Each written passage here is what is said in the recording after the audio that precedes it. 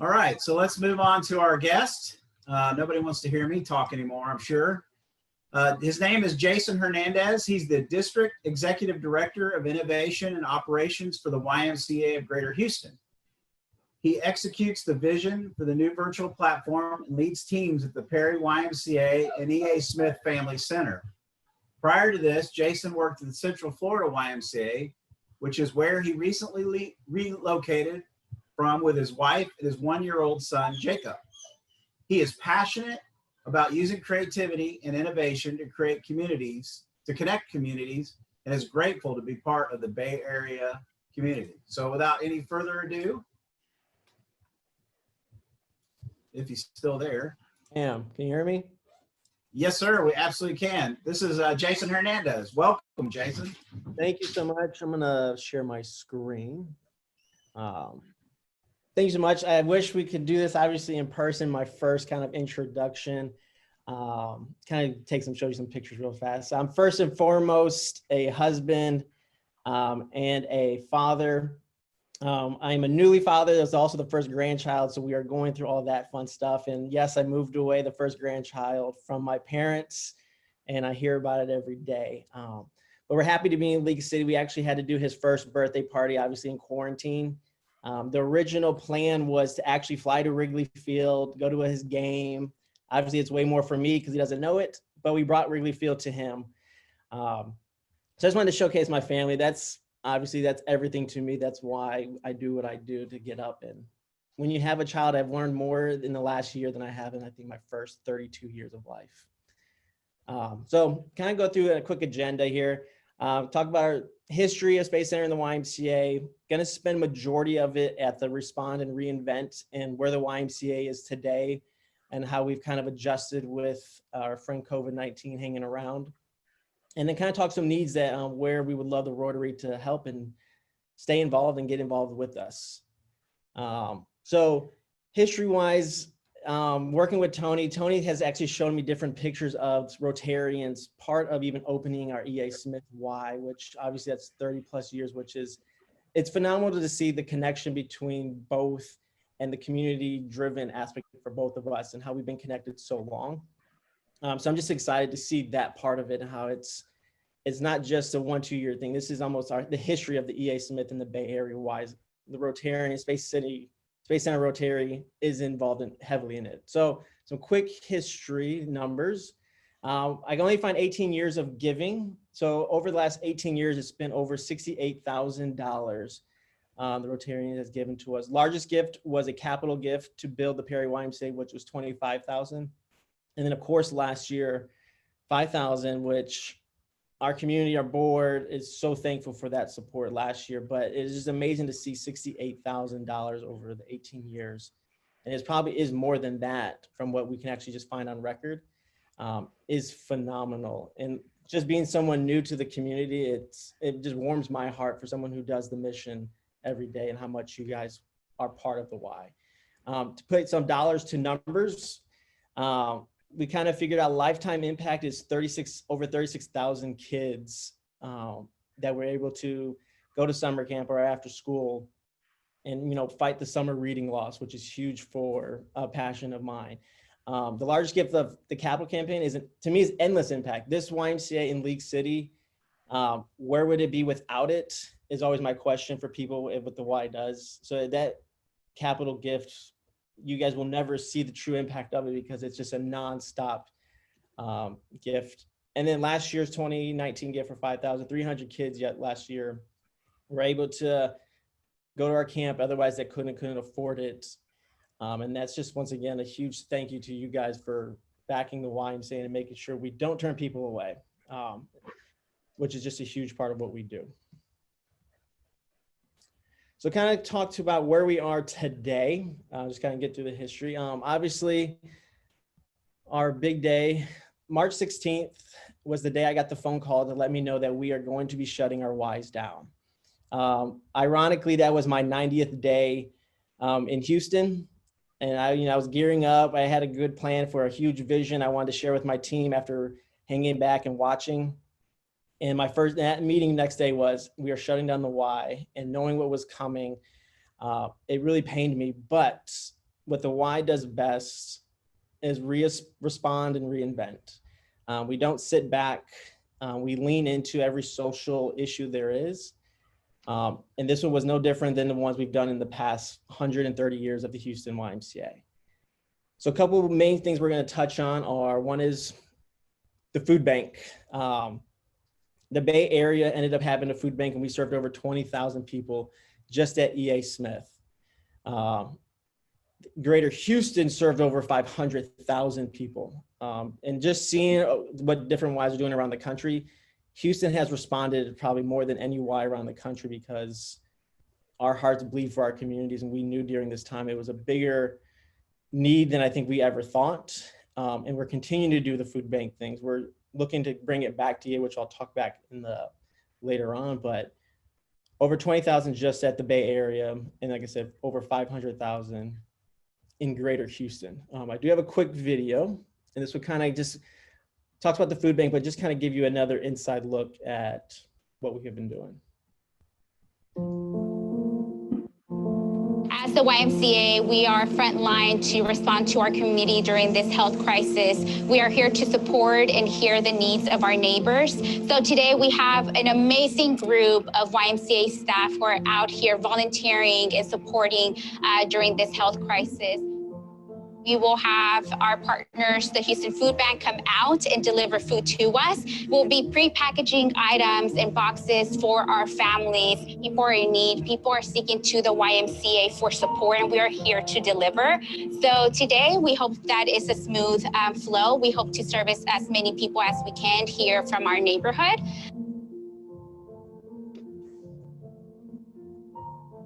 This is what the YMCA does. Serving the community is the biggest part of our mission.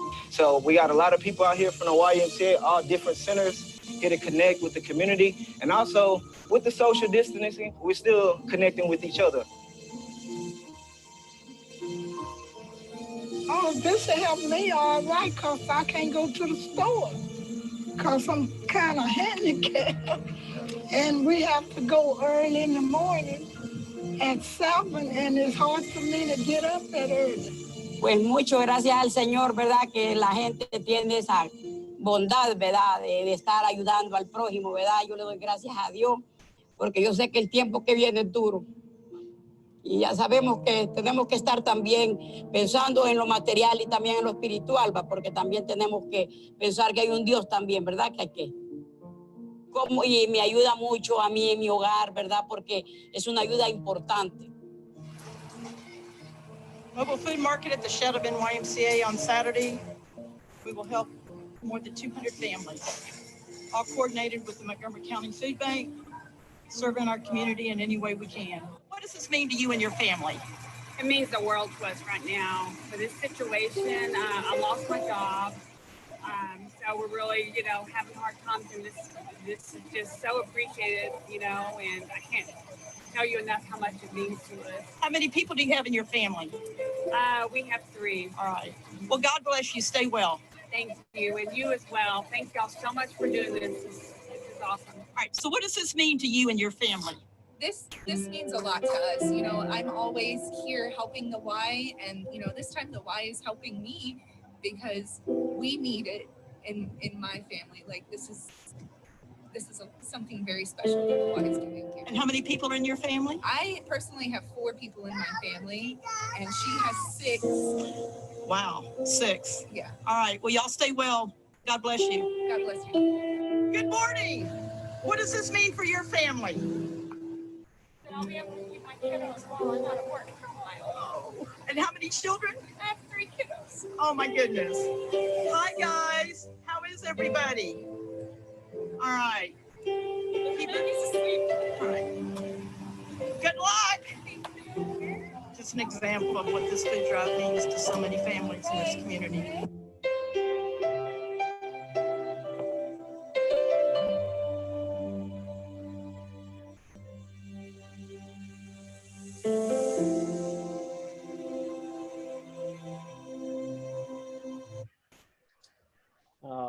I think it's hard not to get emotions watching that. Someone that's been great, like I've been super blessed to be able to continue to work and be able to put food on the table for my 1-year-old. But like just hearing one of the stories of I just want to be able to feed my kids. It breaks my heart. But then I find the joy that the YMCA did not back away. Doesn't matter what the cost was. We were going to address the social issue and feed our community where we can. So watching that makes me super proud. Try to fight back tears every time I watch it. But it just makes me proud that the Y in Houston just did not step back. And we just leaned into what we're going through today. So now childcare, the moment, once we shut down, we launched our essential childcare programs. The Bay Area ended up coming back on and just being camp only at EA Smith, where we're serving right now over 300 kids. Numbers are a little bit lower, obviously, just because we have to limit the capacity and make sure everyone has enough space. And the way our camp team has to creatively operate and be safe has been amazing just to see that alone. So it's another challenge, but it's another need in our community that we could not bring back. And it was our job to figure out, how do we do this safe in groups of 10, and how do we keep everyone just social distance. I do have another video for that one, just to kind of hopefully give you guys another insight of what a camp looks like during this time.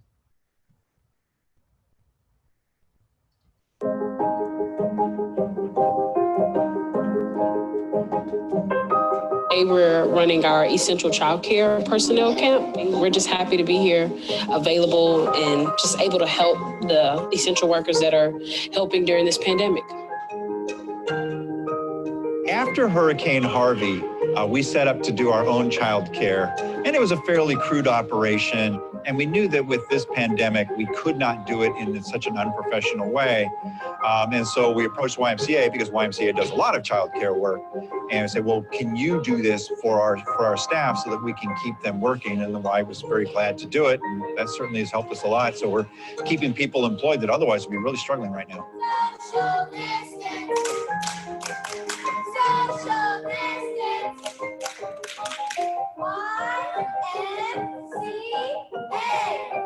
I'm Stephen Ives, President and CEO of the YMCA of Greater Houston, coming to you today from the weekly YMCA, where today children are getting cared for and parents are getting to go to work to do the essential work that they need to do for our community right now.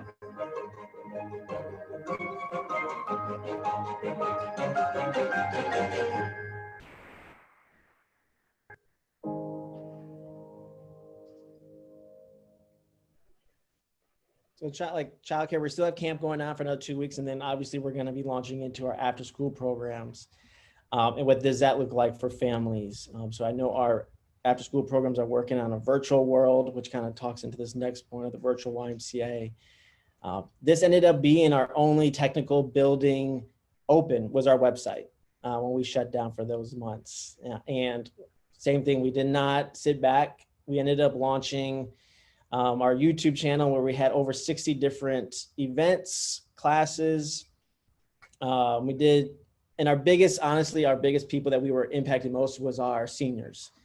This picture you're seeing here is actually one of our seniors that sent a picture into us to kind of thank us for at least giving them something to move. And we would have at least around 350 to 400 seniors on one of our virtual classes, which was, for us, we kept getting blown away on how many people were loving the classes, but just wanted to be able to continue to move, stay healthy, and stay engaged. We would also run different social events for both teens and seniors to just make sure people weren't alone. And like I said, our seniors are important to us, and social isolation is a real thing. And during this time, anything we put out there, they're jumping on with us. So we love it. The virtual YMCA for us is not going anywhere. We are pretty much actually digging our heels in even more and creating our own platform going forward, part of our new membership model that hopefully will come out soon, and how we can impact those at home and you don't have to come into the Y.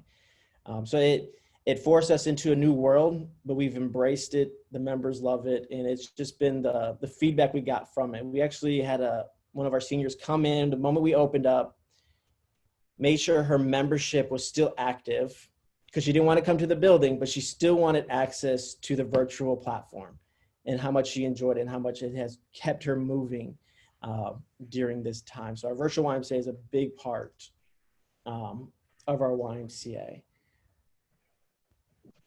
So what kind of going to talk about to kind of close is the need. The need has changed. It's always been there, but like I said, we had to respond and reinvent and look at things differently. So this is kind of my thought is how can we continue the Rotary to be involved with the Bay Area. One of our biggest things that we do every year is Operation Backpack. It's going to be a little different this year. We're not accepting supplies this year because of just COVID-19 and people touching it. So we're trying to eliminate obviously contact points. So it is based on donations. Our goal is 1,200 backpacks. We just launched, I believe, last week or maybe 2 weeks ago, the campaign with HEB. But this is an area that we would love the Rotary to get behind, donate to this. Eventually, these kids are going to go back to school. They still need supplies. They still need backpacks. I was looking forward to this event, never been part of one in Orlando, did with my church and just got to see what the impact is. So was super pumped. But I'm glad we get to continue it in a new way, but we're still going to find a way to get backpacks and supplies to families that need it for school whenever they actually get to go back to school, even if it is at virtual home. Summer camp and after school. Summer camp has 2 more weeks, and like I said, then we're jumping into the after school program. They're actually working on, and part of my new team is virtual YMCA, and what does that look like in different videos we're creating to continue to impact kids, and how do we remove the barrier. For those parents that can't stay home, we're talking about different learning centers and just different ways to keep kids coming to the Y and learning if they're not in school, but after school as well. So another great thing to get behind and support, and just keep allowing kids to learn and not stay home, and just continue to grow as people. And in the food bank, we saw a lot of impact from the food bank. A lot of people are still unemployed. We had to shut it down at EA Smith. Not a ton of people were coming in, and I think the food bank, from what I was saying, we started running out of food, so they had to slow down a little bit. We are looking to bring back the food bank. The cost is $1,000 a day for the YMCA to get up and running with the Houston Food Bank. And we're trying to do it either once a month or quarterly at this point, but we know the need is still there. And so we're just looking for someone to come back and support us and help us get this back up and running so that the Bay Area has a place they can go to that can count on for food for their family.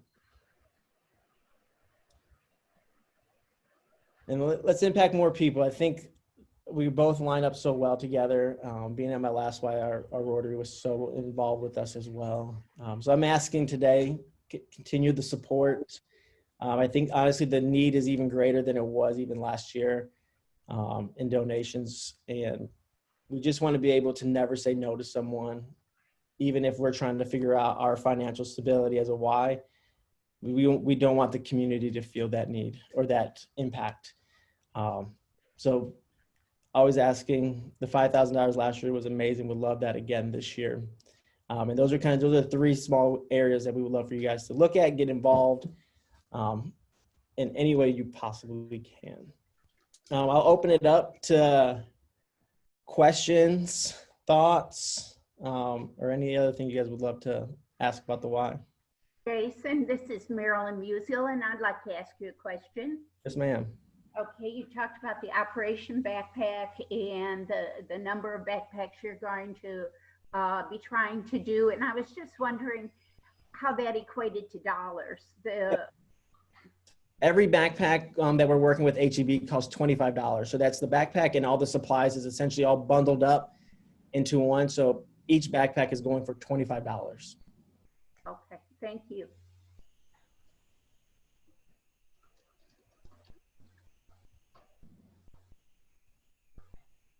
Well, one more question for you, Jason.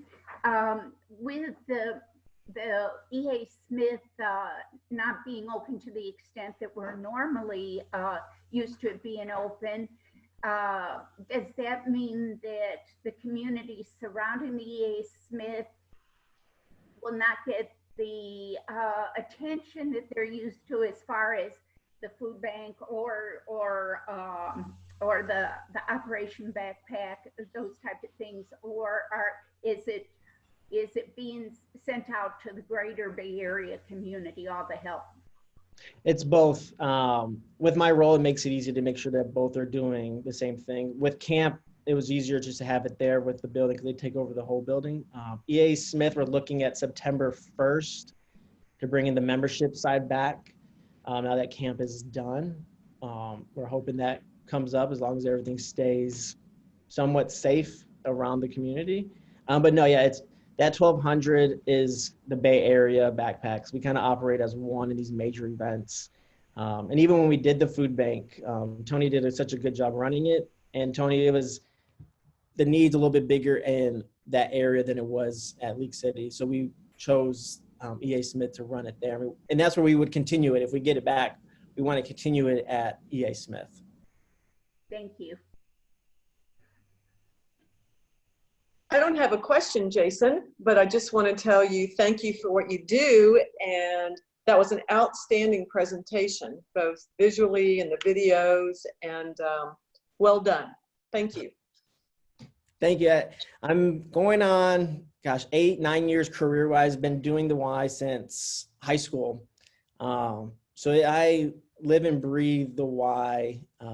I didn't grow up in the Y, so I'm excited that my child gets to grow up in the Y and just everything we get to do. So it's the presentation is the easy part. So I love talking about it. Jason, can you talk about how the virus has opened up new opportunities for the Y to serve the community and how y'all are doing that? Yeah, the two biggest ones are the virtual platform I kind of, but these learning centers and creating partnerships around how we're going to engage kids while school is kind of this virtual world, and the partnerships we're creating around that. My new role, so I came in as the district exec for both Perry and EA. During all this, I got added to virtual world. And so we are literally making content for kids around STEM, reading.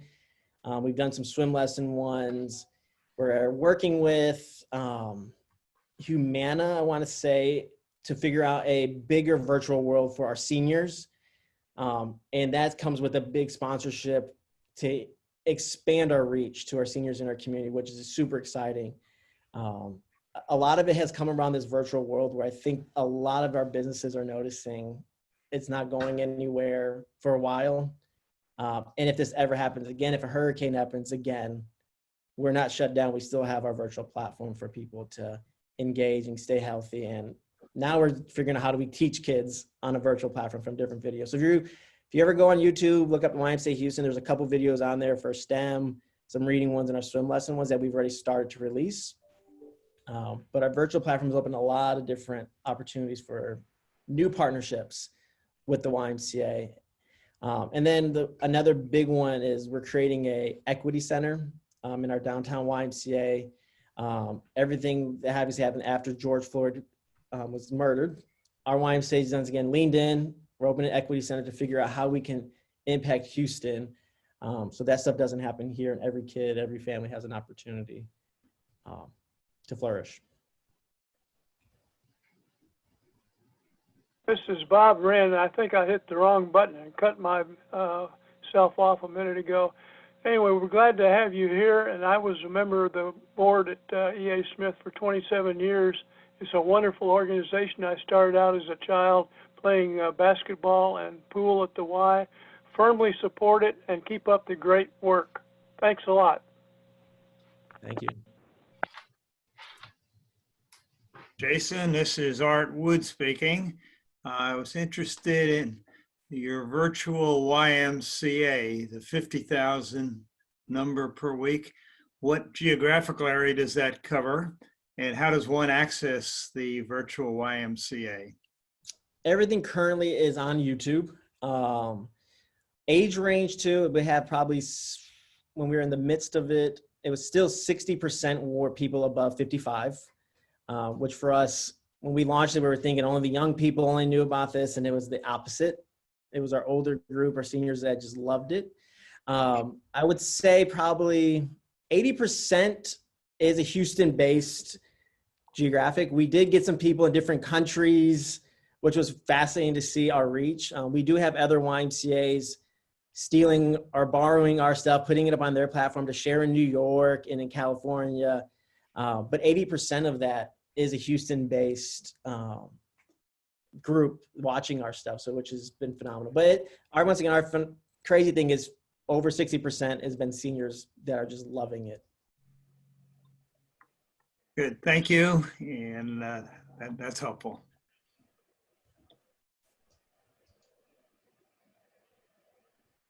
Jason?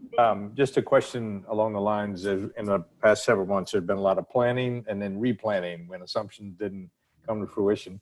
So the backpack project, and you may have said this in the charts and I missed it, but collectively, when are you trying to wrap up the backpack assembly or funding or whatever? And then with schools being delayed, what's your plan for how you're going to distribute these, or are you going to put everything on hold and just wait for the district to move forward, or what's your thought on that? I believe we still have our date, if Tony, I guess, correct me if I'm wrong, August 7th, 8th is kind of when it ends. And then the following week, I believe the 12th, we're doing a backpack pickup station type deal where we'll be, I believe, at Perry for this one and have all the backpacks ready. And then people will just drive up, pop the trunk, and we'll dump it in. So we're still setting to the dates of the 7th and then the 12th. Okay. As of right now, like it changes day to day. As of right now, we're sticking to the 7th and the 12th. Okay, thank you.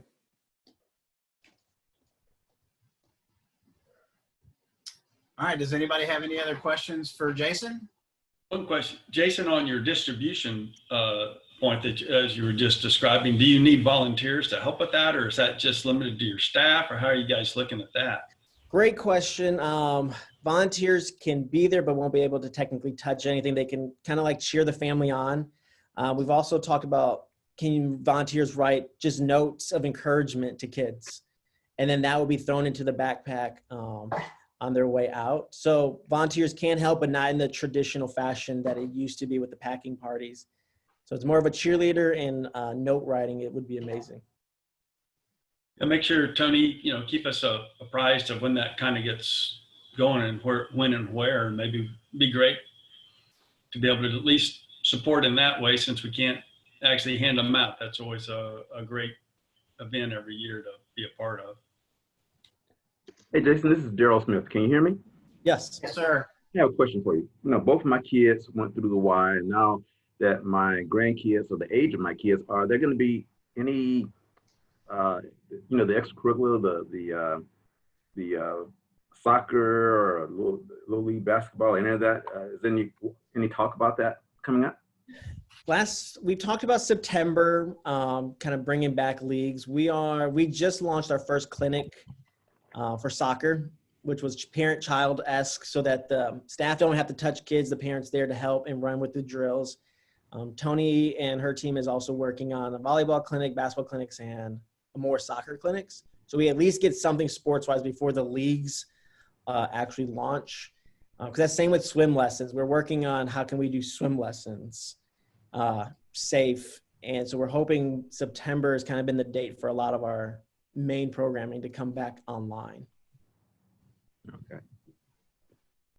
Jason, I wanted to say you have thanked our Rotary Club for supporting the YMCA, but we also want to thank you for supporting us with various events we've had, and Tony and Janice being so generous with the space and allowing us to set up. Plus with our youth exchange program, EA Smith has really allowed us to do some overnight things with children from around the whole community. So we thank you for your support and that of Tony also.